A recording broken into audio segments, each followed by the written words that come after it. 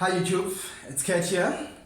Today I have a very special show today because I have a very good friend of mine here, a wonderful soul, a entrepreneur, is also a 9 to 5. So how wonderful is that? But yeah, without wasting any of your time, if you are new to this channel, please hit the like button. Don't forget to subscribe and comment on the comment section.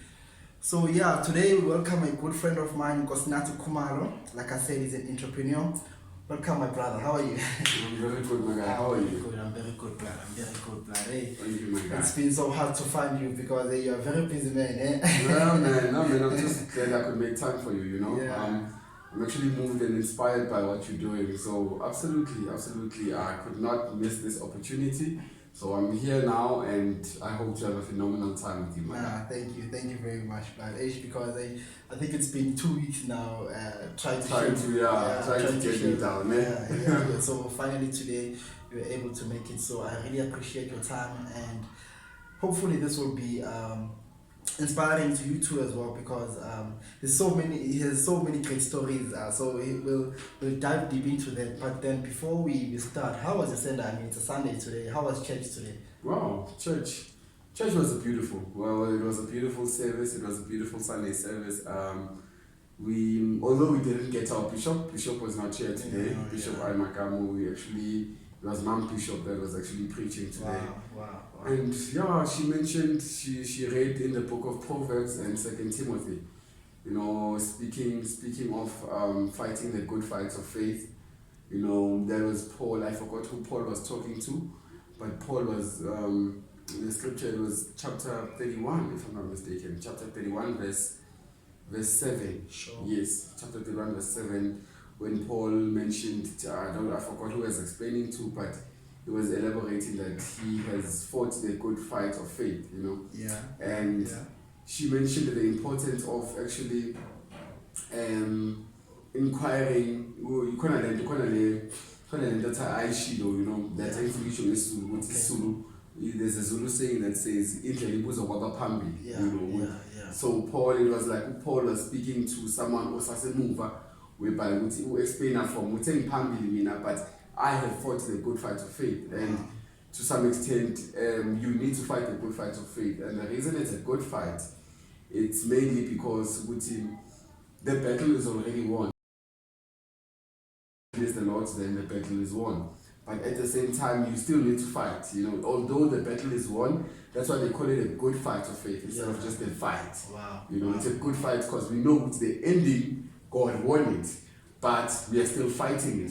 So it's a good fight of faith. Wow. So it was quite a phenomenal day actually, and I enjoyed it, and to some extent, I feel like being cool, because I think as an entrepreneur, to some extent, you tend to develop a positive attitude.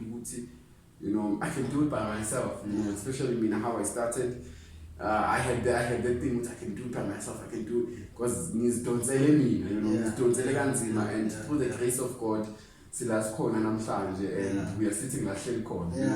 Because I remember, speaking of faith, I remember when you built this, it was just an idea. And you were like, no, we are gonna do this. And I'm sorry for that. I don't know what's happening here. But I'm sorry for that. So like I was saying, in the beginning, it was just an idea. And I remember correctly, we were sitting in a park, and you were like, no, I'm gonna do this. And so I am gonna do this. It was just an idea at first. And at the time, we were still smoking. Smoking Kadeng, For those of you who doesn't know Kadeng, Kadeng is get out. It's actually Tafelo. You don't say that anymore. It's Tafelo. So Kadeng is there. So we're actually sitting at a park, discussing, sharing ideas on how we can change our economy and our social life and all the youth around us, because you find that a lot of us are struggling when it comes to pushing or let me rather put it in the government is failing to actually empower us. Yes, to some extent. To some extent, they are failing to empower us. So we're discussing at a park, like discussing at like what ways we could do, and you told me, I love teaching. And if only I could go to school. I was like, no, my guy, then why don't you open the school? Because you can actually do it. And you were like, Zane, it came to you, and I'm gonna do that. You understand? So you still have that enthusiasm even now. You understand? You're still pushing. It's been over a year now. Yes. And so far so good. I mean, you can even see if I had a cameraman somewhere there, he was going to but then the facility is dope. Like you've done such a wonderful job. I see with you, it's God. It's actually God is giving you the strength. Absolutely. Yeah, you had the faith. You did have the faith to actually execute this, because without faith it wouldn't be possible. Absolutely. So yeah. I'm so just like you are sharing this now. Because Mom Bishop was actually sharing the word today. Unfortunately, I wasn't able to make it to church today, but then hopefully. But in spirit I was there. Yes, in spirit I was there. But yeah. So without wasting any of your time, so tell us a bit more about yourself. Like, how was your upbringing? Like, before we go into the business side, like, give us a bit of a background about yourself. Where did you grow up? For me, I do know, but then for someone else out there who doesn't have the idea, like, tell us a bit more about yourself. Wow. I always find it hard to explain myself, you know. But I had interesting upbringing, you know. I grew up in the dusty streets of Katlehong, Ngati section. You know, that's my hometown. This is where we are even today. You know, we're at 320 Ngati. That's the location of the Glenrose Learning Center. And I was raised actually by both my parents, which is Jabulile Glenrose Khumalo, my late mother, and Duduzi Khumalo, who is my father. You know, my father's still alive. And I grew up, I don't like using the word poor, but I would say I started off disadvantaged to some extent. I started off disadvantaged because, like in Khulele, my first, possibly more than my first decade of my life in Khulele, it was a family of 4 back then, and it was life. Life was not tough compared to Mamang Pega, but life was not easy, or life was not. Though it may not have been tough, but it was not good either. It was not a great life. It was not. I was not raised by a prosperous family or a wealthy family rather. But that's one thing I would lie. That's a lie. Because my father was a provider. You know, he was the main working family member in Klini. He was the provider in Klini. Nami, I went to school at Primrose Primary at first, Primrose Hill Primary School. That's where I finished grade 7 Wami and went to high school, which was Primrose High, and I completed my matric from Primrose High. I matriculated, it was 2018, I was supposed to matriculate 2017. 2018, I failed because of Tafelo. He has a lot of influence, you know. So I failed grade 9, and I was a troublesome child. I was a trouble. Those who were at Primrose will tell you, even the educators from Primrose High, they know. With this one, with the brown eyes, it's a smoker, this one. Even before I started smoking, that was the worst part. Even before I started smoking, like, people would always say, hey, this one, you smoke, nah? And I would be like, kids don't even smoke. But the day I started smoking, you have been prophesying my life all along. Because, the day I started smoking, I was like, you know what? People have been seeing this, and I felt like I was just simply conforming to myself, because I've always had smoker's eyes, the way my eyes were always so red. I was a troublesome child, and to some extent, grade 10, I sort of like flipped my coin and actually changed, I started being a good boy according to teachers, Teachers started noticing me more. From the troublesome person you were to the person that you are now, you actually, that's actually like a 360 change, Like I went like 360 on them. but yeah, my upbringing. So I'll just give you a wrap up of my upbringing, and that's that. Wow. Yeah, that's Wow. that. That's a wonderful one. And you mentioned that you were disadvantaged. So what were some of the challenges that happened while you were, I guess, while you were still growing up? What was the worst experience that you've had having to live under one roof, with sharing, I guess, like you said, you were sleeping on the floor, Yes, right? yes, Yeah. yes. So what was the worst? What was the worst experience you've ever experienced? My worst experience. Wow. That's a tough one. I think to some extent I built blocks around it, and I built walls. There's certain memories that I don't even want to access anymore. I just put them away. Yeah. But yeah, to make me think of that, I think my worst experience has to be. Kids are very cool. Mancula.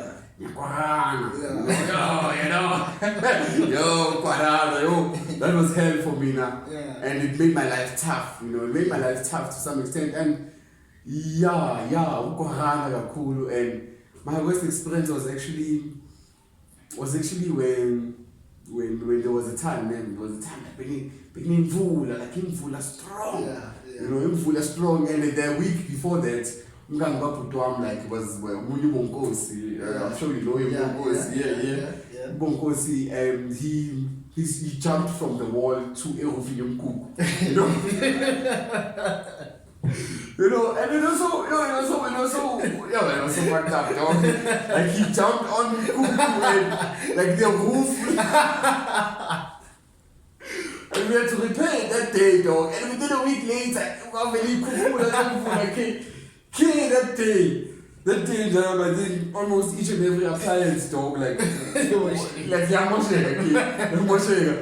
because dog, and it was so frustrating because to some extent, like he was the reason. Even you now, I imagine this was when you check when this is so down, you will see what he landed there.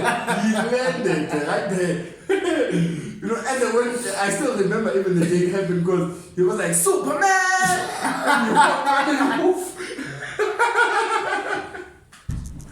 It was the worst. It was the worst case scenario. Like I still remember that vividly so. Because that was my worst experience. From that event. Like him that day, even it was an ongoing thing, but he chatted like it was a little bit cool, and being an drainage system mainly. So a man's like whenever I'm on the man's. Mkuku unestuphu nje so high ukuthi then amanzi wazofika leyo level ziyayihambela so I hated that thing, and I think from that day I promised myself ukuthi mina I will make means ukuthi I will never live in Mkukwini, and my greatest dream was actually to keep my mom in Mkukwini, that was from that thing ngafunga ukuthi I will not allow myself ukuthi ngikhule kanje. And then futhi ngife kanje, it's not my fault ukuthi ngazalelwa la, but it's my fault ukuthi ngizofela la, and from a young age I decided that I will not die here, man.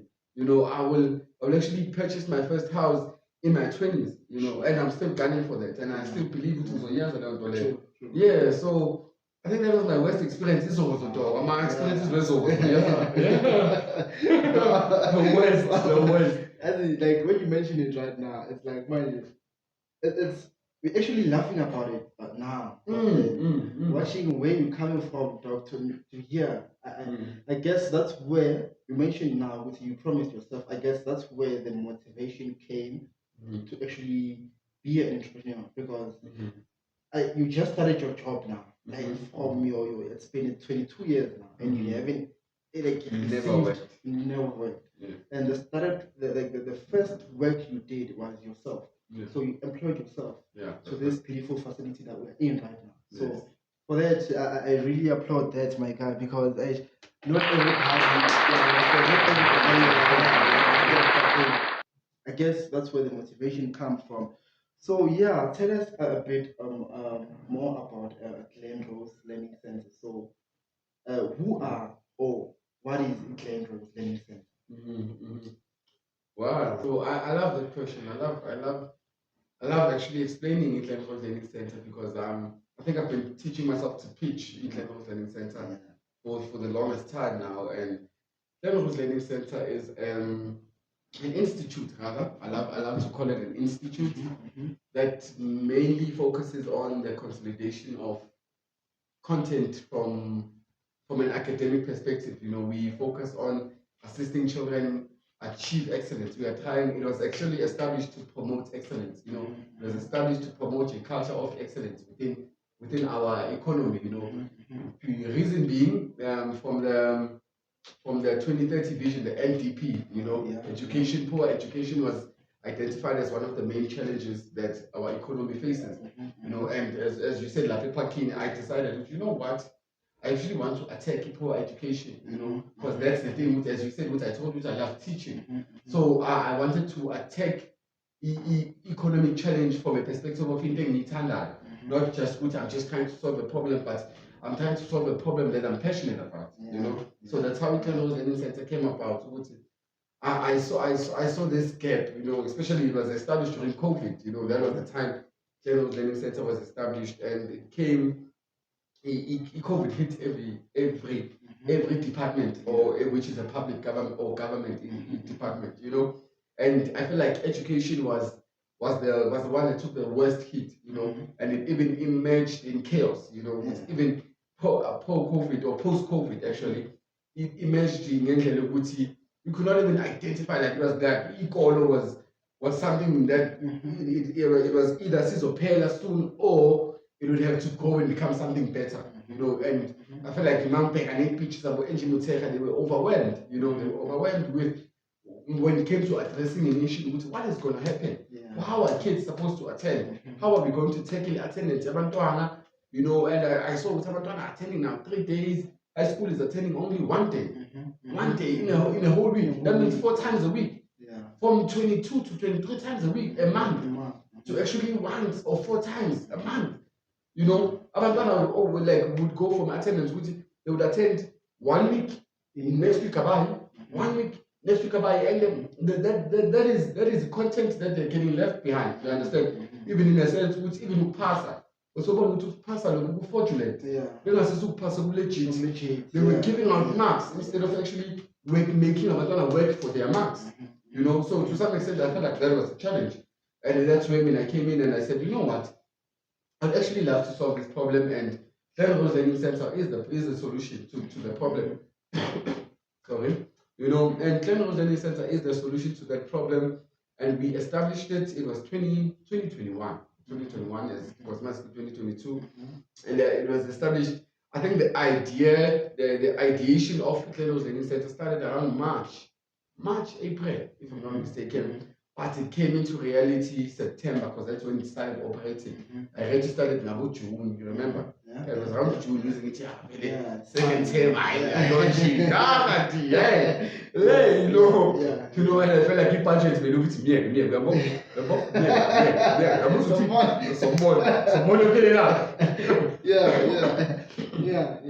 So to some extent, and then I think the budget, the reason it was such a problem, because I had to use the stipend sum, I had to use my NSFAS to actually achieve the building, the facility.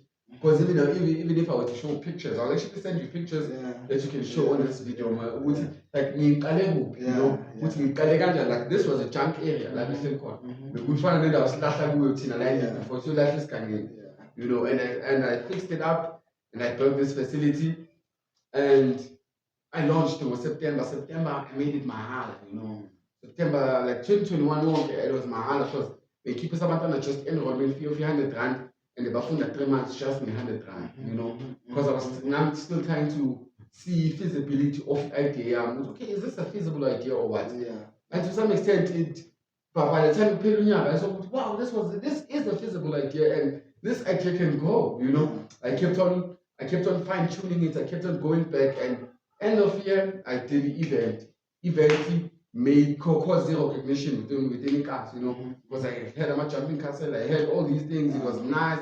I grilled the nyama, it was such a nice thing, which like parents were so shocked, which you know, the stamp system is open, but like wow, here you are still, even March, December, and we're the dead country for Abantwana, you know, even Abantwana, the Ranga food, just look, she Nama pressure, very, or what you young, who don't care, I'm there. I mean, it's the cars, exactly, you know, the cars after all. So I had gate crashers, and and I feel like from then I started hitting the ground running, which was 2022, because that's how I started, you know, pricing, you know, and I made it so affordable.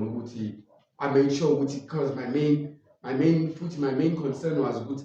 Academic assistant is at the moment or before actually establishment of the Glenrose Learning Center was a luxury that could only be afforded by the affluent in life. You know, it was only the affluent parents who can afford use who academic assistants to pass a grade. And I found that like alarming. You know, what about loans are officer school but I can't afford it. You know, because when you look at some institution which actually focus on academic assistance, you minimum as a keeper for a whole month of academic assistance. It's like $1,000. $1,000. And I mean, I made it so affordable. It was ridiculously affordable. Even parents actually jumped at that opportunity. Look, from grade 1 to grade 7, it was 75 rand. You know, a month, a whole month. You know, sorry.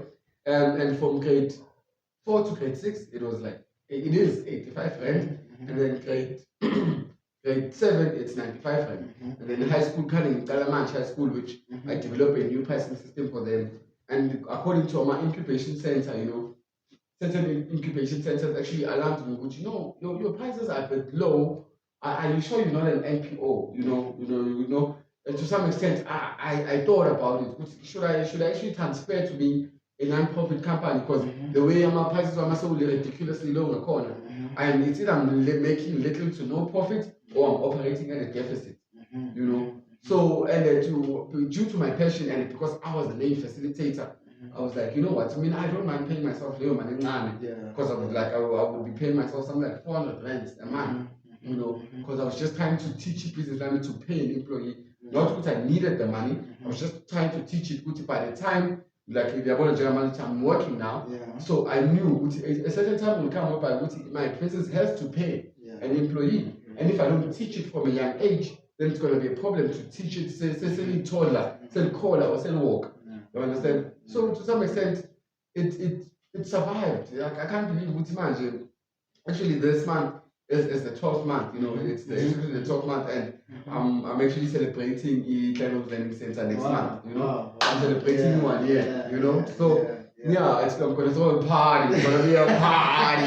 It's a party for the children, you know. I'm not going to come for the kids, but it's a party. It's a party. I'm planning on buying a cake, cold drinks, and so let's just celebrate this milestone of organization. You know, even the support. I also want to celebrate the support that I've received from parents. You know, although at first we got but eventually they caught up. You know, they saw with you. I'm actually supporting this person, and this person is supporting my child. My child, I improve slowly but surely, you know. So, that is the Glenrose Learning Center. And last thing I forgot is the Glenrose Learning Center is founded to be an entrepreneurship acceleration institute. In the sense which we are teaching kids how and what it takes to be an entrepreneur, you know, what it takes to be an entrepreneur. And then we are teaching them go be an entrepreneur. Don't go be a worker. No, don't go look for a 9 to 5. I guess that's what the basic. That's the standard of the economy. You know, they say go to university, come back, and then go be an accountant. Go be this. Go be a lawyer. Go be a doctor. But which is I feel like university is still an injustice. University. You know, which universities are still accelerating, they are mass producing graduates, but there's no mass production of job opportunities for all these graduates. You understand that? There's a mass production, but I'm going to supply immediate demand. You understand? So I feel like that is the main reason, because that's how I teach. I teach kids to bake, I teach kids to plant, I teach kids to sew, you know, and I also intend on teaching kids, if you have passion in something, go do it. You know, if you are driven by music, then let's find a way to help you grow in your music. If it's art, let it be art. But we are mainly promoting entrepreneurship, and I will also send pictures of of the entrepreneurship. I think you were there. You were there. You were there. Yeah. You were the one taking the videos. Yeah. So yes. Yeah. That was really essential for you. Dope. That's a I'm even out of words. But then wow, that's wonderful. I mean, that's wonderful. I mean, that's what we should be teaching our kids right now. Not what this like the school like the other teaching, because they're teaching them to go and be workers, of which at the end of the day they'll have nothing but a certificate. I mean, currently if you can check, there's like I was watching checking the other sites where you apply for jobs. So you last time I checked, I think they had like 8,000 jobs available. And the stats of each and every graduate annually, it's probably around 300,000 annually. So you can imagine, and that's just like a fraction of that number. You understand? Because even if they have like 7,000 jobs, how many people are guaranteed that will actually find that job? Because what I've seen, I've been in the 9 to 5 for the longest time. What I've seen is that most of these companies, they actually advertise the post just for formality. Absolutely. Just for formality, but then internally they already have someone for that position. They're just doing it for the stats to show that no, we are actually employed. But then you find that when you actually inside that company, they take someone from within the company and say, here's your position, go and take it. We did advertise a post, someone out there. And when you come and apply for a job, they tell you, now you come for an interview. Actually, it's just a formality. You understand? You come there, you interview, they tell you, no, you're not competent enough. You understand? But then, or maybe you are too qualified enough, we can't actually give you this job. You understand? So that's what has been happening out there. So I props to you, my guy. Like props to you for actually teaching these kids how. I mean, the world is changing right now. You understand? So that's how the education system should be. You understand? Actually, teaching these kids like skills, like necessary skills, not just feeding them with unnecessary knowledge or useless knowledge that won't help them in the future. You understand? So yeah, big ups to you, dog. Like big ups to you. So yeah. So what were your like your biggest challenges while you were still building the facility, and what were you, because you mentioned that this was just like a downside for you and your family. So in you, like when you were building this, like what was the hardest challenges? Like what are the biggest? I like without even thinking or questioning it was funds, financial funds. Like that was the first biggest challenge. It was funds, mainly because I was not working. I did not get any sponsor, did not get an investor.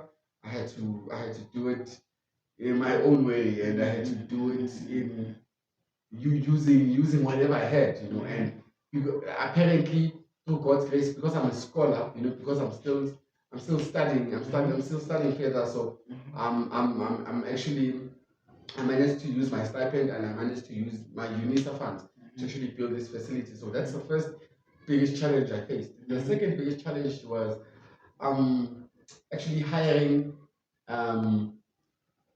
the right people for the job. I think was one of the main things that cost me was I could have easily bought a check for 4,000 rands. I could have easily bought a check. But the problem is that I could not customize it according to my specifications, because I wanted a certain dimensions, because I wanted to make sure I use most of this open space in the yard, So I could have easily bought a check, and I decided not to. So I decided to actually build it myself, So I hired a local neighbor here nearby who's also who also built his house, by the way. So I trusted him. You know what? This guy can do it. And I mean, I'll be there. I'll be the manpower. If ever whatever necessary, I'm willing to do it. But one thing I did not consider, Uti, the cost of hiring someone who's qualified and competent, and the cost of hiring someone who's not qualified and who needs a bit of teaching to actually do the right thing. It's actually a small margin of the cost. There's a small margin between the cost of hiring the unqualified but who can do it, and the cost of hiring the qualified but and someone who's were very competent, they can do the job within a month. You know, I challenged Leo for you know, I had hope or I trusted about to no, these guys like they're cheap really, so I can actually use them and build the class, and it actually cost me more. That was my greatest challenge. It cost me more. It cost me something that I did not even have. Hence, class like, because even more checking on Facebook page, my first post, I posted when I finished the class in 7 days. That's what I posted. No. That's what I posted. I wanted it. So I was like, you know what? 7 days. This is day 1. I took pictures. You know, I took pictures. You know, so it's so interesting. It was so interesting. Like 7 days. And it turns out I needed 3 months to actually build this and make it a reality. You know, I needed 3 full months because I started, as I said, I started operating in September. That was my first month of operation. So that was 3 full months because around June, that's when I registered my business.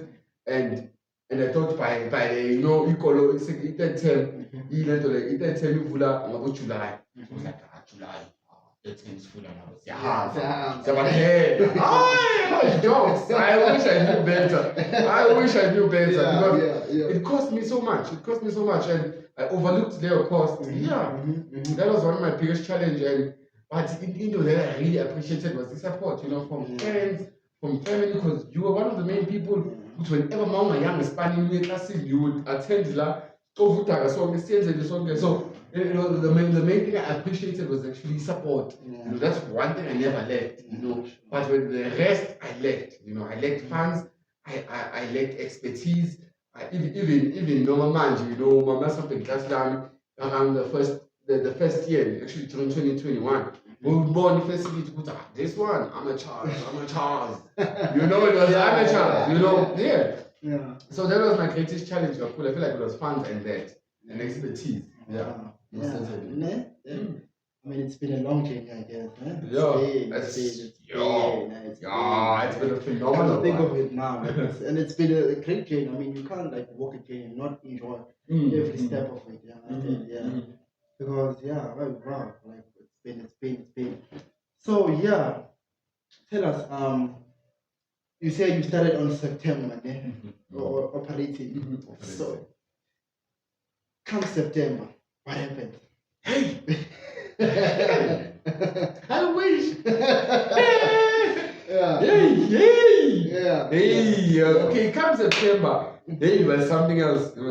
My guy. You know, first day, I opened with confidence. You know what? The children are gonna come. Did my work, I did my marketing. You know, I did everything. And then, wow! To my astonishment, not even a single child pitched up. That broke my heart. Like, shattered it into a million pieces. Like that day, I felt like crying, my guy. That day, I felt like crying, my guy. I feel like I was wrong with my marketing pamphlets. I went back and reviewed them. I did not try to address what is happening because I did not understand why is no one coming. You know, I was so sad. And come day 2, only 2 pitched up. You know, I was delighted, you know, and I kept on, you know, I call it faith. They call it lying, I call it faith. You know, I kept on telling them, there are multiple children coming here. Don't worry, you too. It's because you're attending in the morning. Come back in the afternoon, you see. And I know in the afternoon there's not even a single child, you know. But I would always say that to the 2 that were attending, they would always say, "Thank you, where are the other children?" I would say, "Relax. You're attending in the morning. Come in the afternoon. You will see them." You know, and eventually, I kept on saying that until parents started actually recognizing, no, their kids always coming out here. They know every time I would make sure actually accompany them out. You know, make sure I'm seen with them so that whenever parents want to inquire, then I would explain, it's okay, no, let them know the needs center. I'd always make sure I did my homework. September, my guy. September was the toughest month. It was the toughest month because I think max number of children I had was like 6 by the end of September. But by the time I hit October, that's when abantwana basekhaya, you know, started, because one thing about the business lokufundisa abantwana, umntwana uza nomntwana, you know, umntwana unochomi. And uchomi once wasuka esitrateni waza la, uchomi akafuna ukuza la because sakayaphoveka esitrateni. So akasekho umngani wakhe le. So that's how business grew, you know, that's how business started booming. By the time I hit December, I had like I think it was over 25 children enrolled. You know, I had over 25 children enrolled that were attending. You know, hence means I had to throw a party for them. And I did. I call it a fun day. Because even on my vision board, I had it to put, you know, one jumping castles, I wanted Branyana, and I wrote it down as a goal, good vision board. I mean, I was so excited at the time I removed it. It's a job done. Get out of here. You know, I was so happy. But yeah, September was the worst. And I grew from that, you know, but I think my greatest lesson that I learned in September, it taught me, there's no business that will start and boom. You know, like do not expect a quick boom of a business. Do not expect a business to rapidly grow. You know, although have the forecast, make sure which you also leave space for disappointment and for resilience. You know, because some people get disappointed and quit. You know, and one thing I learned, one thing you gotta keep in your mind is to actually always say, what if I quit today and 10 come tomorrow? You know, that's what kept me going every day. You know, what if I quit today and then 10 come tomorrow? Am I going to 10 back the 10? And the reason our business started growing is because I kept on pitching up. You know, my job, I did not care. I did not attach myself to the outcome of every day. I always attached myself with the present. My main goal was to make sure that I am here. And as long as I'm here, it's gonna go, you know. Because I think that thing I took it from Bishop T.D. Jakes. There was a session, there was actually a sermon that he titled, he titled, "It will work if you work it." You know, that was the title of the sermon. And I felt like the whatever you are doing, it will only work if you work it. If you don't work it, it won't work. And that's the truth. You know, just like that. Yes, and you got to keep coming and pitching up. Yes, putting in those hours. You know, it's about putting in. Yeah, that's very true. Put in those hours, and eventually you will see which you will hit a point whereby you're no longer using strength and energy to actually cycle. It's like show it by skill. No matter suki by skill, only I can go Popeye. Man, hard. Mount Chova, you know. But at some point, then you hit a point where so but it's also hard. Just to get enough momentum to feel it. You know, so that's the thing. You just gotta get momentum. Once you get momentum, never stop going. You know, because once you are on foot, it's gonna be hard to take off again. You know, don't stop. So I had to go on until today. I'm still going on, and I still believe that. So I'm still going on, and I'm doing it. I'm so proud of myself, even, you know. I'm still pushing, and momentum has never stopped. Because there were times, my guy, whereby I felt like this is not worth it. You know, I'm tired. This thing is spending my money. I want to keep paying. I'm going to take it 2 hours. You said, I'm taking it 2 hours. I need to go to my you know, all these things. So it's not a sexy thing to do. Entrepreneurship is not a sexy thing.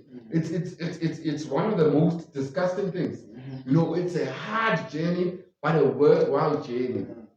It's a hard journey, but worthwhile. And that's what I believe. Wow.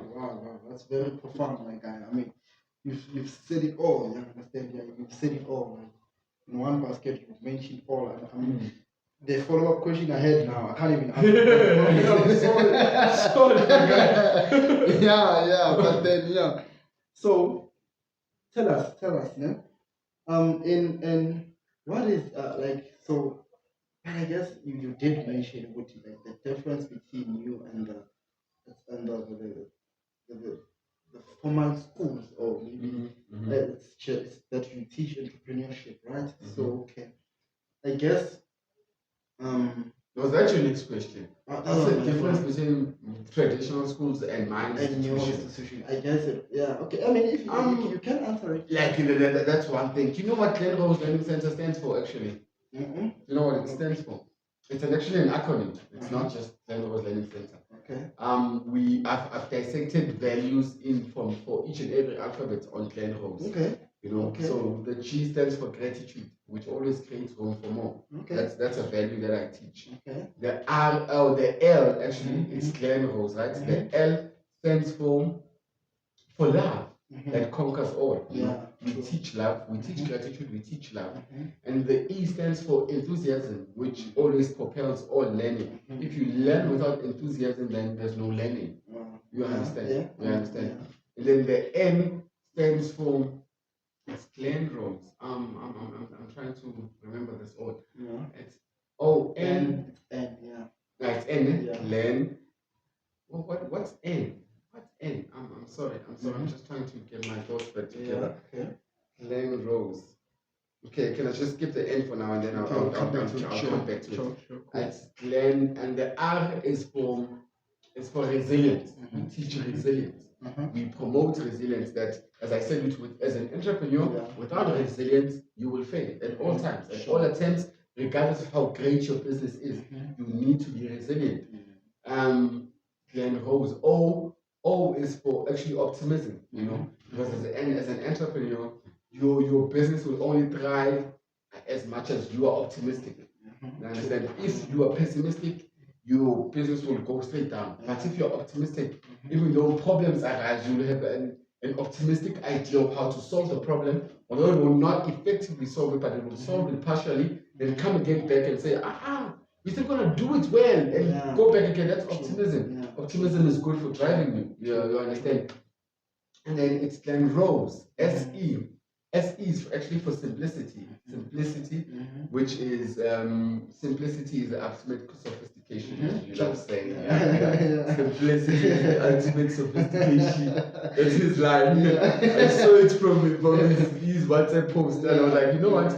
That's the line. That's the line I'm gonna use. Simplicity. You know, simplicity. Why simplicity? Because I feel like education is a bit complex. That's how the education system would love to make education.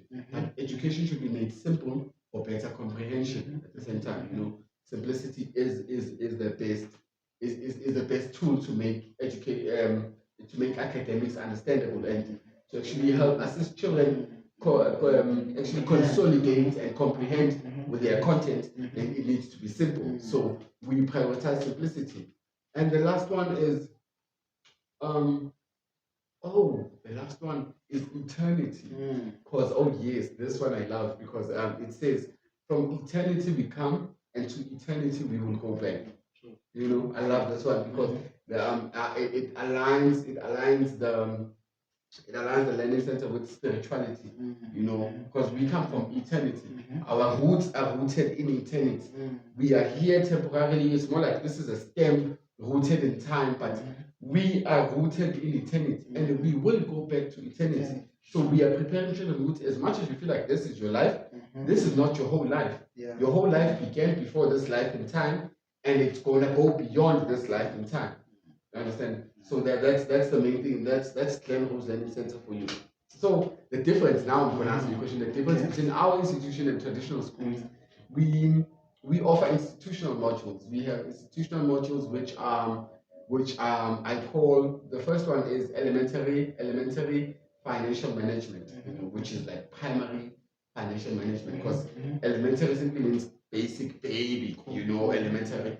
So we're here, what we teach is whenever we have entrepreneurial activities such as baking, the ones that I mentioned, whenever we have such an activity, we come back, we put all the money that we made here, and we actually tell the kids, okay guys, this is the money we made, and now how do we manage this money? How do we make sure we get back to the 4 steps of entrepreneurship? Because as an entrepreneur, especially if it's a product, if it's a service, it's a different story. But if it's a product, you got to produce, replicate.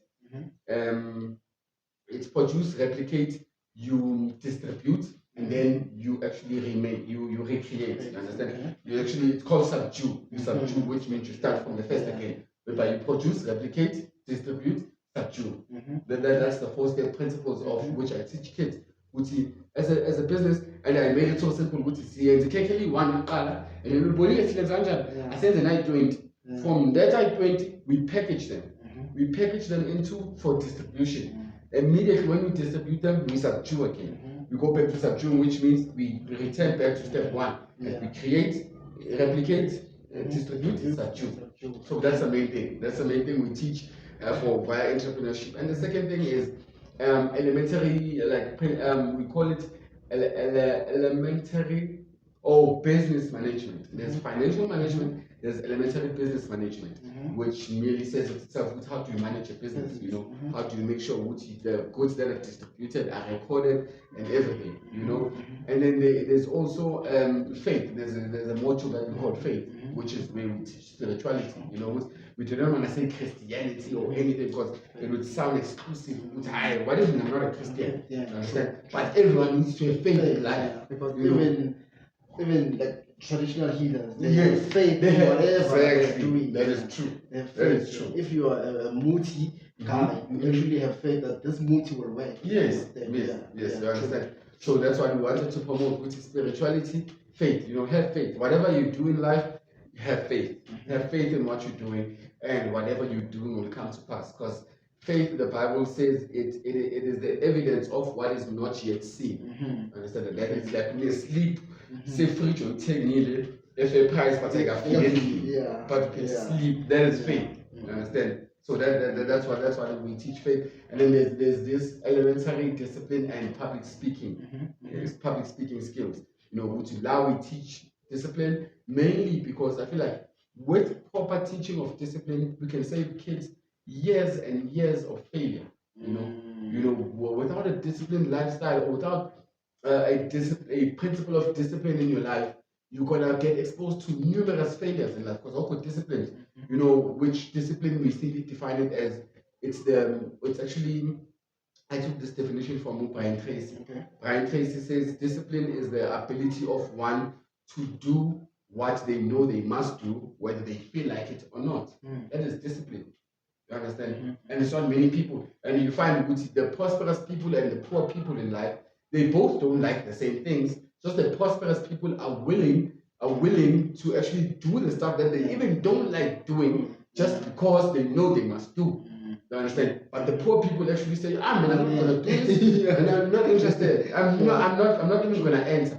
That's how they do it, and that's how it goes for them. You know? So to some extent we save, I feel like discipline, with the right teachings of discipline, you can save them years of failure. And then the last point was it was discipline and what? What did I just mention? It was elementary discipline and business. So you mentioned business management, financial management. Discipline. Oh, the last one. Oh, it's public speaking. Yes, it's discipline and public speaking. That's the module. Discipline and public speaking. Public speaking actually deals with stage fright. Each and every one has stage fright. You are born with stage fright. Whenever you see thousands looking at you, you know, like with 10,000 people watching. I love that song because you know, I love it, and I feel like each and everyone has a stage fright to some extent. So we're trying to tackle that, which is without effective and proper communication, you get to navigate through life on your own terms. Actually, when you will find yourself being disadvantaged and actually going through life on the terms of others, those who can effectively communicate. Because when I was told but you're not actually communicating effectively enough for us to actually follow it. And the lawyer is actually good at actually explaining it, and we end up following it. While that could be better, but because as I would communicate it seemed better. And we're actually taking life on their terms always, which is the importance of public speaking. So that's what we're teaching. I feel like this is what traditional schools should also be adding onto our modules, our subject to school, but they're not adding. So these are the institutional modules that we created and that we intend on attacking on and capitalizing on until the government sees the necessity of implementing these modules in their traditional schools. Because we are not being prepared. We're not being prepared for all these things, but they exist in the real world. That's the worst part. So that's the main difference. It's that. Wow. You I mean, you're very much well spoken. It's one of the aspects I love about you. You're always like open-minded. Like you're always like open-minded. So that's what I love about you, my dog. Coming to the next question. Coming to the next question, it's when did you realize that you have that leadership skill within you? Because you possess that. Even when you walk, when you talk, you talk like a leader. You do like a leader. You walk like a leader. When did you realize it was like this? It's what I am. I think I've always known this, or maybe I have not always known this, but my spirit has always known it, because I believe leadership is one of the spiritual gifts, it's one of the gifts of the spirit. Yes, the Bible calls them gifts of the spirit, and one of the gifts of the spirit is leadership. And I found myself with it. I was told this maybe possibly 2-3 years ago. You have the gifts of the spirit of leadership. She mentioned 7. The woman that told me all the gifts of the spirit that I possess, and she identified in me. But leadership was, as I want to elaborate on leadership. I think growing up, I've always been that person. I've always been. Even my friends, always knew Guti. At a young age, it was either my way or the highway. Yeah, I need you. I know that. I know that. And I hate that about myself. Sometimes I hate it because I've seen it work against me sometimes. With either my way or the highway. Like I would rather go that way than go that way. I will meet that side. That's how I am. Yeah. So I think I've always known that I am a leader, but just I've not always been aware with it. Like my leadership goes so deep, it goes so deep that I can actually lead a multitude. In the sense of people, I think people get to see a leader before a leader sees themselves as a leader. I think that's the case. But people always follow you. That's how you see you're a leader, because you always have followers. You understand? When you find yourself having followers, that's when to some extent you are leading them. You have leadership qualities that are worth following, because a follower will never follow someone who's not worth following. You understand? Yeah. So for the fact that I found myself always having followers, or always being a source of inspiration for someone else's life, I always found, okay, to some extent, God has given me this gift. As I said, which I found out only 3 years ago, but I have been practicing the skill unconsciously. As I said, which my spirit always knew, but I was not always aware. But my being, the me that lives in me, actually has always known, I am a leader. But it was just a matter of me becoming aware that I am a leader to become a leader. You understand? Because even you'll find it in instances whereby Da Vinci, I remember Da Vinci, like, I was like, it was not even up for discussion, how they voted for a leader, whenever they said, guys, who's a potential leader? Whenever they needed to be class representative, like it was like more like 6 people in the class saying, Nkosinathi.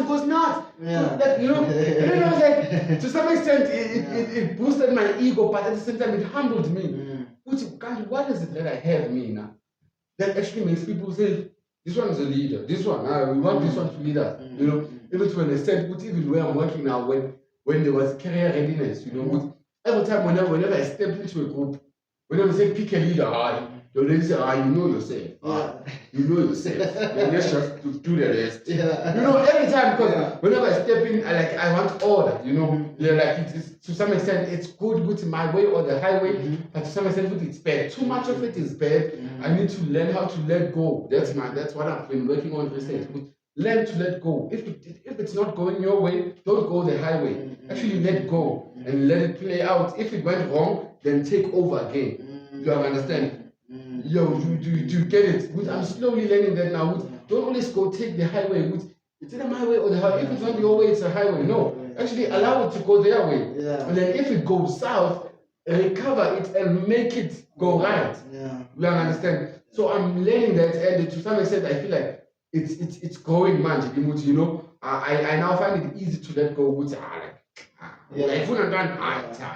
I see it's fine. And that is a work in progress thing to some extent. So leadership has always been a thing. Just I've never realized it's always a thing. But I think I was born with it. I think, and thank God and praise, glory be to God for that. It's a God-given talent or a gift.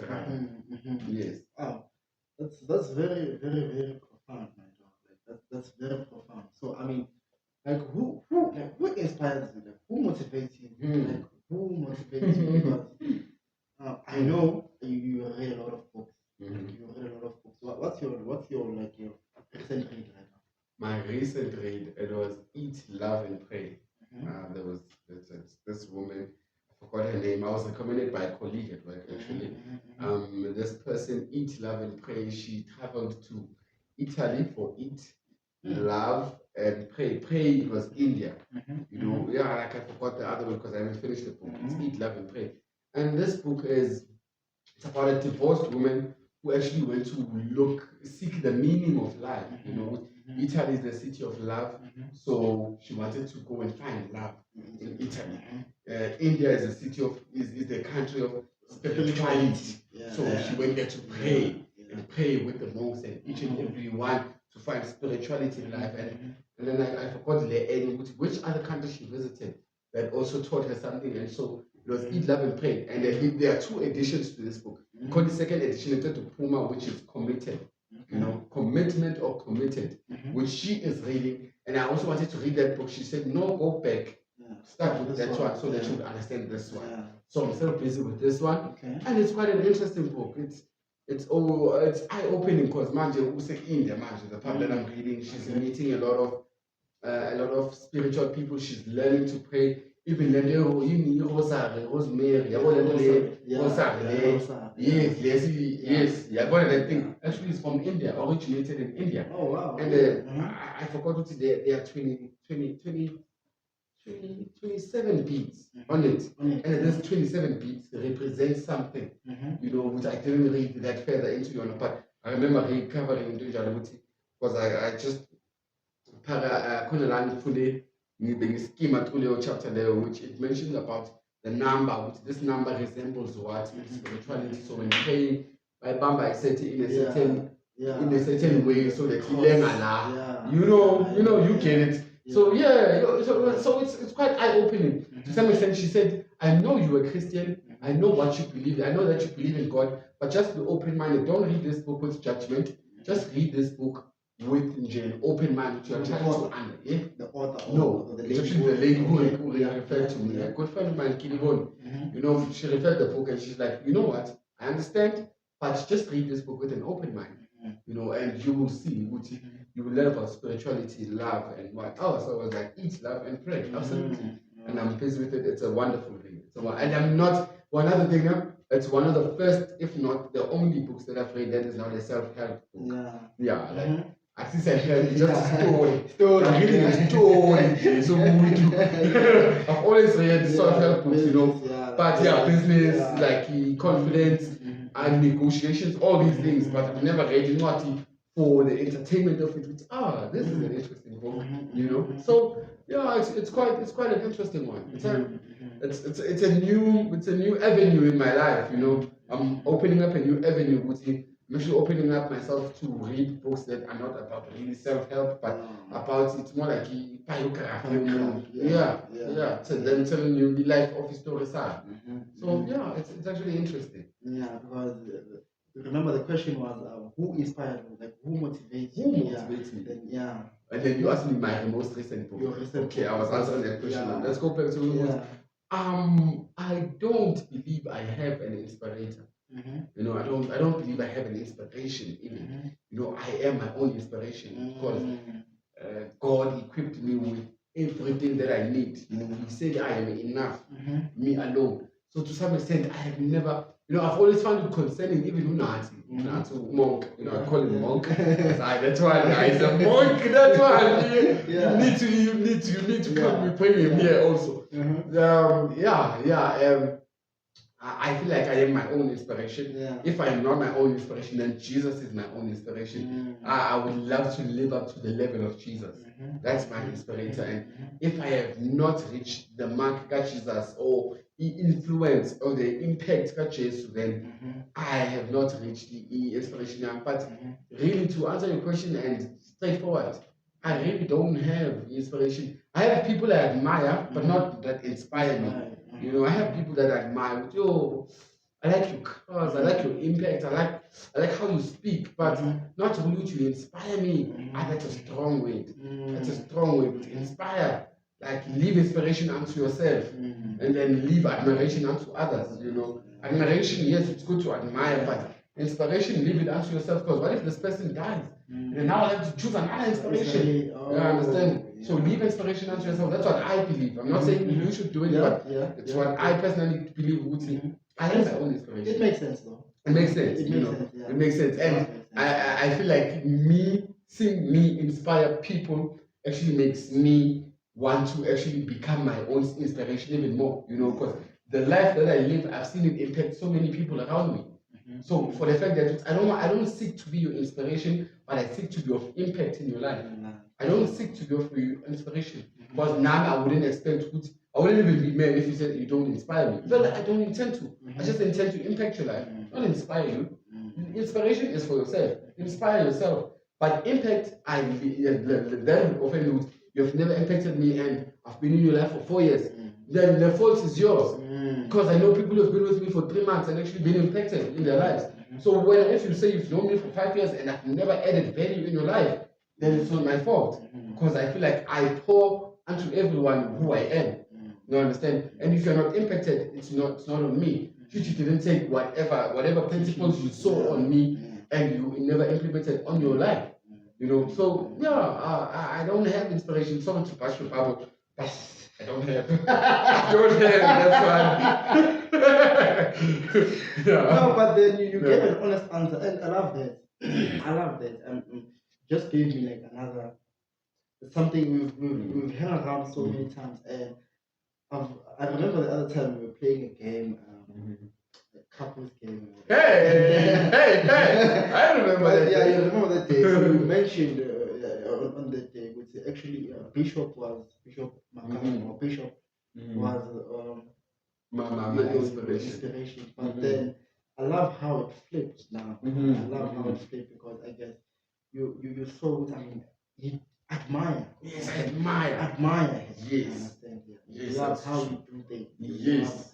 How he's built so many businesses. And when I was introduced at Endless Hope by you, and when you've seen him come up, you've seen him from the ground. When I'm just seeing a finishing product. But when you've seen him from the ground, like working the ground, always being there, always pitching up on every Sunday. He is what he is today because of always pitching up. He has that resilience in him. Because I mean, imagine if he did quit. Imagine if he did quit, and look how big his businesses are. Look how big our church is. And it's I don't know which word to use, but then it's admirable. I love it. I love it. I love it. I love how you put it, because it even makes sense to me now, because I've always had this. No, I'm inspired by this guy. And what if it dies by tomorrow? I mean, I need to go and just die. It would hurt. I mean, really, it would hurt. But then I love how you just put it with you need to be your own. You need to be self-motivated. Because you are the only motivation you need in your life. I mean, if you come maybe from an advantaged family, then you're fortunate.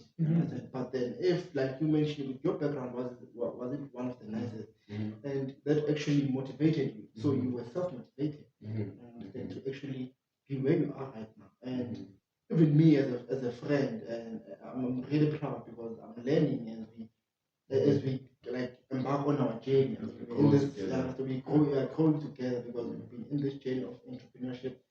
In a year now, I just registered my company. I've been, I was been procrastinating about it. But then, just now, like recently, I was like, you know what, like I'm doing this because I've been talking about so much.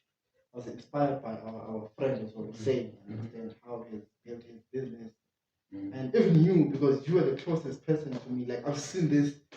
Like growing like this, maybe from you outside you might think, but I mean, I was here, I was building, I was helping, like put up this roof, like we did, like almost everything. I was here, So even me, like if faith is not something that you see, it's something that you hear. You understand? And remember, dog, like I've seen it happen. You understand? Like I've seen it happen. So if you don't believe, you need to start believing in yourself. You understand? If you don't believe, like DJ Khaled said, with the God did. So God did. Who knew? Yeah, God so, did. Yeah, I understand. So yeah, like dog, like faith, like the word of today is faith. Understand? Yeah, the word of today is faith, nothing else. So it's been I'm even overheating now. Water, yeah. I'm sorry about that. So my follow-up question is a lot of young guys out there have like this notion that when you need to start a business, like you need to be qualified, you need to like have all these qualifications. Like I know with you, like you don't have a degree in education. Yeah. Like why is that? Like why do you think that's the case? Or what other ways they can actually like do these things? Because you don't need to be qualified. You don't need to be qualified because, like you mentioned, God like gave us everything. We are qualified by God. So why do you think there's that notion like amongst our youth? Oh wow, that's a mouthful of a question. I don't want to dive too much on it, but just to answer it, I'll touch your waters for you. Man. I feel like that is not a notion. Actually, that is not a notion that is instilled by the youth, but that is a notion instilled by the government. You know, yes, I feel like that is the notion instilled by government. So if you're not qualified, then don't do it. You know, if you're qualified, then don't do it. If you're not qualified, you shouldn't even try. You know, and to some extent, I don't want to discredit qualifications. You know, so in what I'm about to say, I'm not saying that don't go to school. I'm not saying qualifications are useless, but I'm just saying, though qualifications are important at the same time, but I want you to also understand that competency is of utmost importance. You know, it's of utmost importance because you can be as qualified and go up to PhD, but if you don't feel competent in what you do, then you'll forever be unqualified. You understand? It's about competency. It's not about qualification. You know, it's about competency. I'm not saying don't go to school. Go to school, but also focus on competence. Because I feel like universities are focusing on qualification, not competence. You know? Yeah, they're not focusing on competency. They're just focusing on giving you the paper. You're a qualified teacher, go teach. You're a qualified doctor, go away a doctor. Just what about making competence? money. Exactly. Just making money. Yeah. I mean, how much do you pay for fees? Like just in the space of 3 years. In the space of 3 years, hundreds and hundreds of thousands. Yeah. You know, and just to get a single paper so that you can get a salary that is limiting you for the rest of your life. You know, you're limited. Like you really get to reach your potential. You know, with a salary, you really get to reach your potential. I've seen that. I've seen that, and I'm noticing it even now that I'm working. You know, what I'm seeing, I am now taking on problems of my company instead of problems of my own company. Yeah. You understand? I'm now thinking about the company more than I'm thinking about my own company. Exactly. Do you understand? So I had it. Go to work. Go to work, but don't go to work for work. Go to work, but don't go to work for work. Actually, go to work for the purpose of actually building your own work, not for work, just for the purpose of going to work and coming back home. No. Where's the po? Yeah, we need that. Yeah. So that's what I feel. Go to work, but to make your own work, not to actually get their work done. Get your work done. You know, go get a salary to make your own salary. People are going to get a salary to pay their expenses, not to make their own salary. You know, it's like a red rate. It's a red rate, exactly. Hence, it is of care, to some extent. It kept on your on the possibility of Potential. yes. Potential. It keeps your potential. Even potential of money, like even self-actualization. You really get to self-actualize yourself because you limited yourself. Even the accountant, you kept yourself as an accountant. You did not see which way you're more than an accountant. You should be the accountant of accountants. But you did not see that far when you just saw yourself as an accountant. And then when you're supposed to be the accountant that actually doing accounting for accountants. Do you get it? No, so to some extent, I feel like qualification is good, but focus on competency and focus on making your own work. I'm not saying don't go to work. I'm just saying go to work for a purpose. Don't go to work for the purpose of getting a salary. That is a byproduct of going to work. Don't you understand? That is not the purpose of going to work. It's a byproduct. Which for the time spent there, they need to compensate you. But how are you compensating yourself for the salary that you were getting?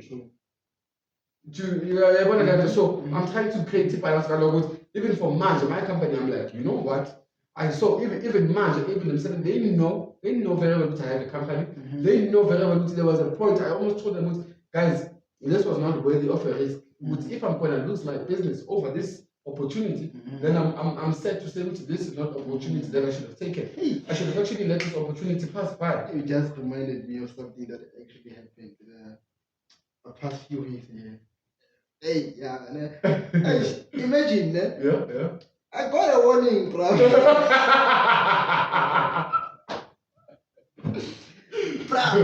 I got a warning, bro, for actually going like on lunch. I'm helping the students of mine from a certain time. I got a warning for what I'm busy using. It's my own time.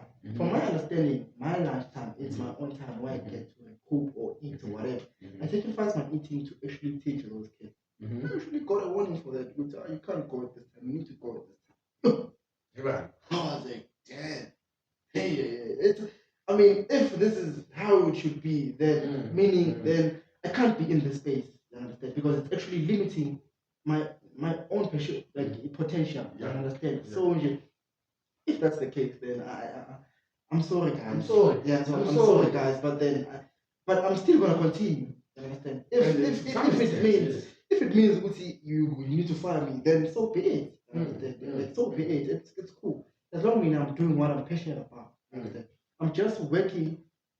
You mentioned just now, working to create my own way. I'm working to create my own way. I'm not working just for the sake, just to work. That's not who I am. That's not who I am. That's not what God created me to be. Created me to be. You understand? So now that you're mentioning it, it's like, hey, it cuts deep with it. At least I'm trying to at least make myself feel good. At least I'm not the only one who's feeling it. There's actually people out there, like tons and tons of people who are like getting treated like they just people. Understand? I mean, in a workspace, and even those leaders now, they forget to see they are people as well. They forget to see now you are people. You might need this whatever he's doing, or maybe you might need his expertise to help you maybe fuel your own thing outside the corporate world. Yes. So that's how it is. Unfortunately, I mean it's the sad truth. But then it's been lovely, my dog. So last two questions. Do you believe education is the key to success? Yes. And I'll top it up with a reason. The reason I say yes, because I do not believe education only occurs within the four walls of a school or an institute. But education is the act of learning. Okay. Education is the act of learning. Education should not be confined within the walls of a school or an institute for it to be education. Education is also reading a book. That's education. So education indeed is actually the key to success. But at the same time, education is the key to success if you apply, or actually should I say, provided that you apply the knowledge gained from education. That's the key to success. You know, education, yes, you can grasp it, win it, and hold it, and it will not work for you if you don't implement it and apply it. You understand? So education is the key to success, but provided that you actually apply the knowledge you learned from wherever you were learning, from wherever education was occurring. Even starting, there's education going on.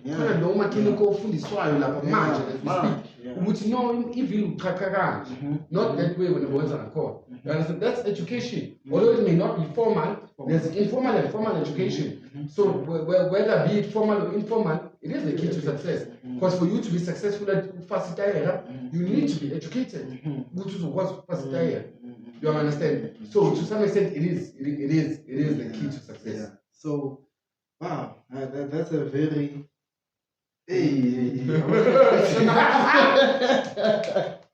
I knew it. I knew that.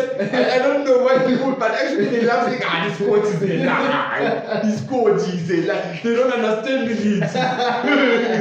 No, that's the truth, sir. That's the truth. That was the truth. Like, honestly, I wasn't expecting that. Especially coming from you, I wasn't. I'm like, no. They me know. Say he's the king. It makes sense. I know it makes sense. No, hey, man. So, where to from here? Like, where to from here? Where to from here? Yeah. Absolutely. Yeah.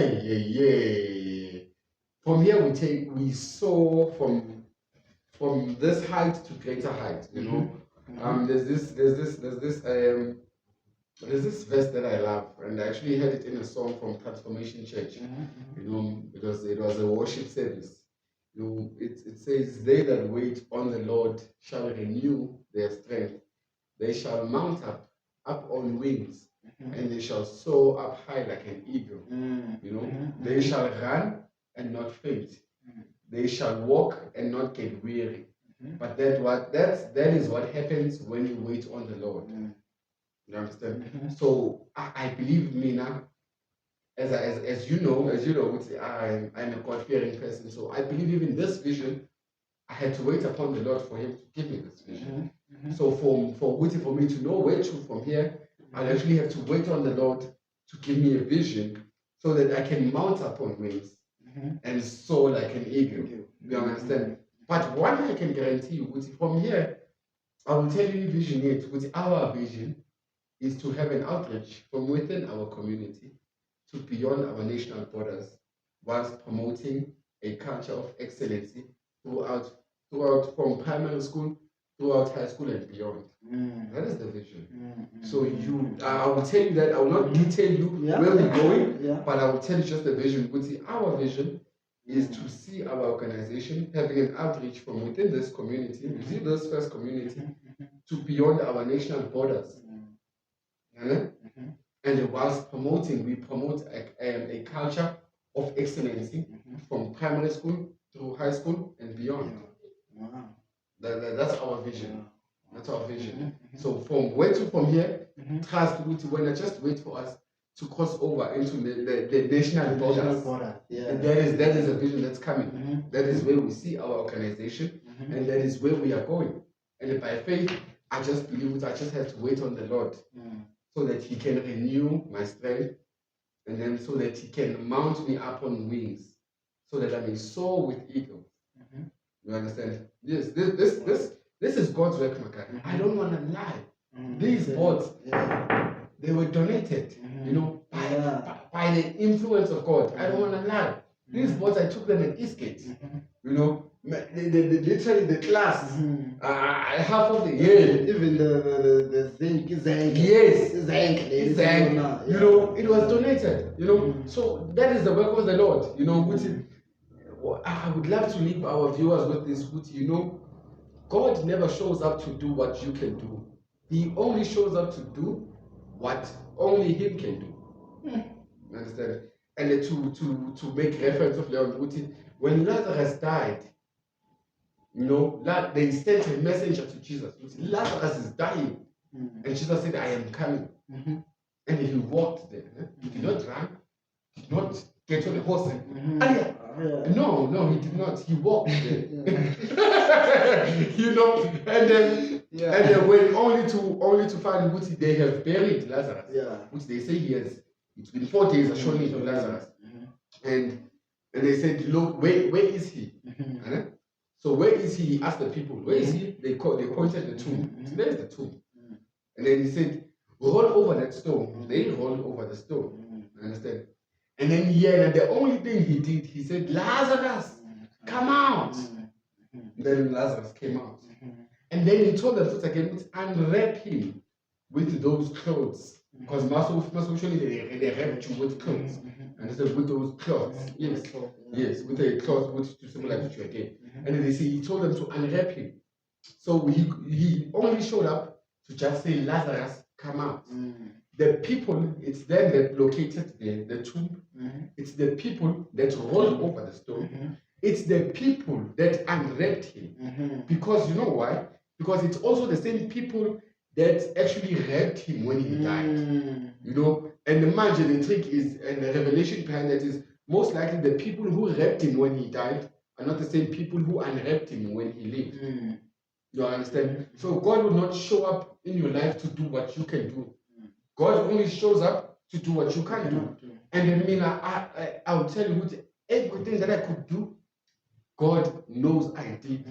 And each and everything that I could not do, He made sure He had a hand to do what I could not do. I could not influence others to donate unto this organization, but He could do that. So that's what He did. You understand? But everything else I could do, and He knew that I could do, because He has given me the strength to do that.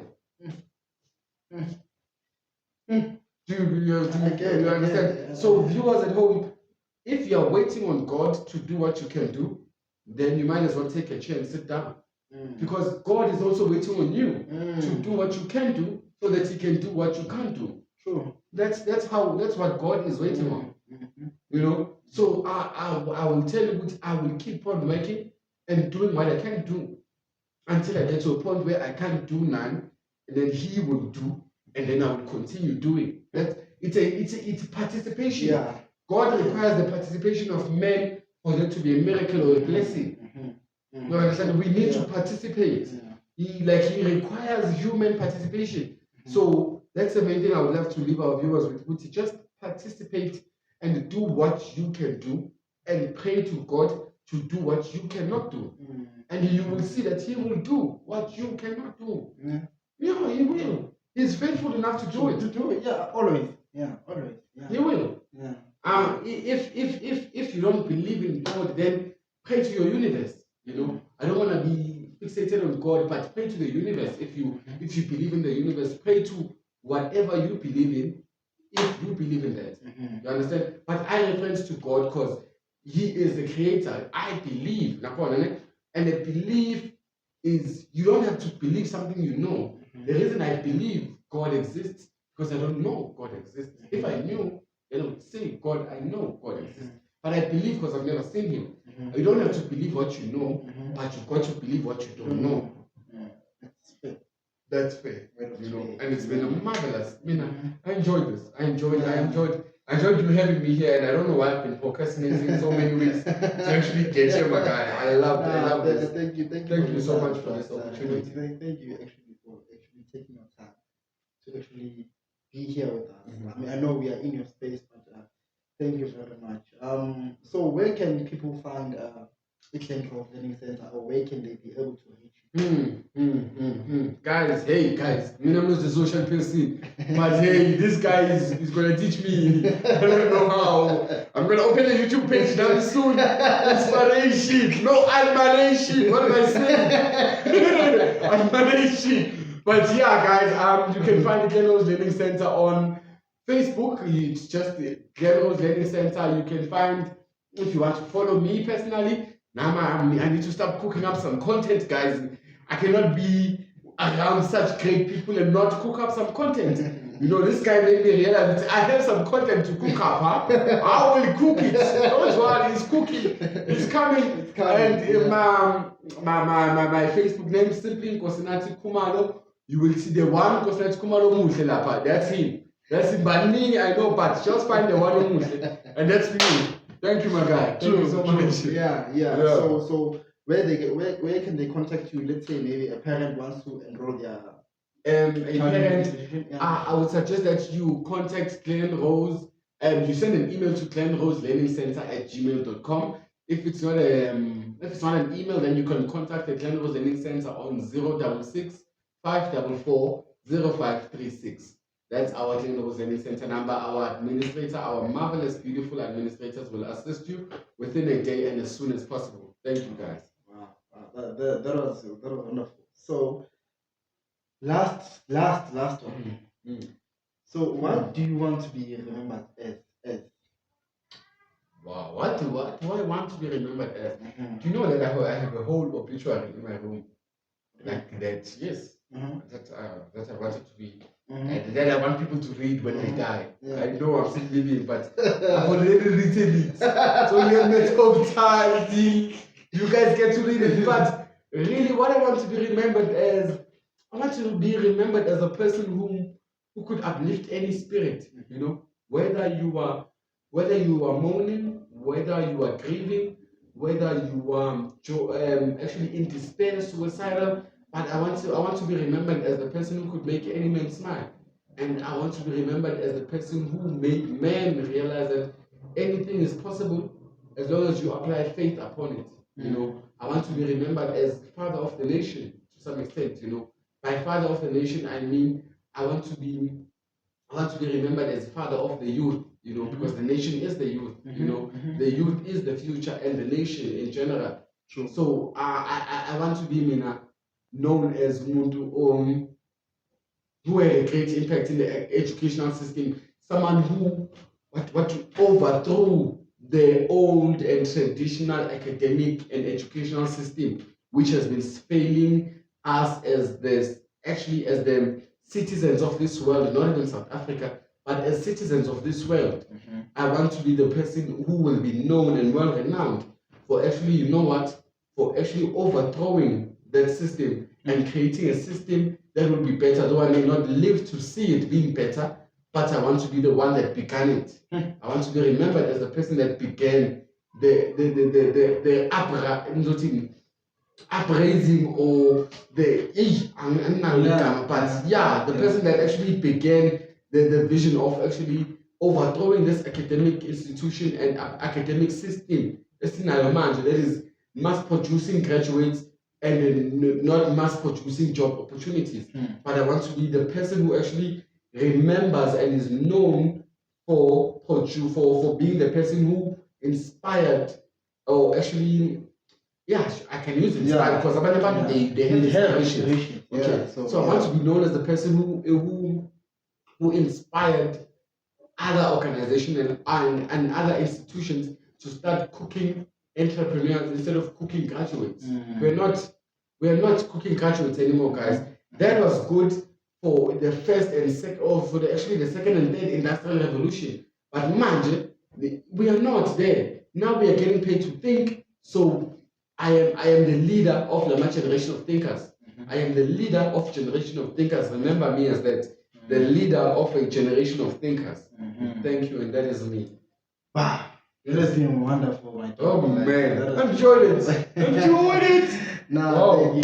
Thank you, my child. Thank you for your time, man. So if you did enjoy it's unfortunately it is the last part of our interview with my good friend here.